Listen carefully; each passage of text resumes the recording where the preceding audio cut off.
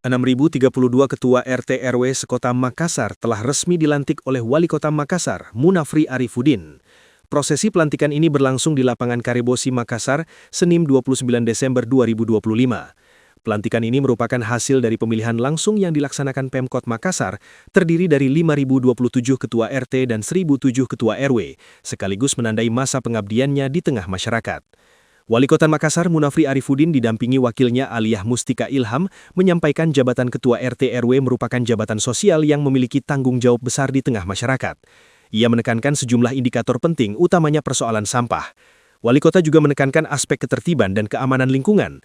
Kedepannya akan diberlakukan proses wajib lapor bagi tamu yang berkunjung di wilayah RT RW masing-masing. Ada beberapa indikator yang harus diselesaikan. Yang paling pertama adalah persoalan sampah.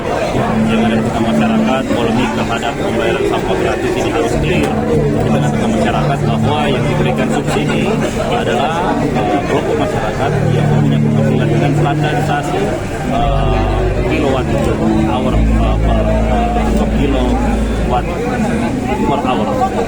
Nah, ini yang harus menjadi turun ke tengah masyarakat supaya tidak ada di dalam sana. Yang kedua, salah satu pengelolaan sampah yang harus dilaksanakan secara terintegrasi sehingga masyarakat mampu menjaga lingkungannya untuk memastikan bahwa proses sampah yang ada di wilayah itu bisa terdistribusi atau bisa terbagi dengan baik. Yang ketiga tentu ketertiban dan keamanan lingkungan. Supaya diketahui benar tidak boleh ada orang-orang yang data yang ada di hari ini. Kemungkinan depan kita akan melakukan kembali bahwa melapor orang-orang yang datang.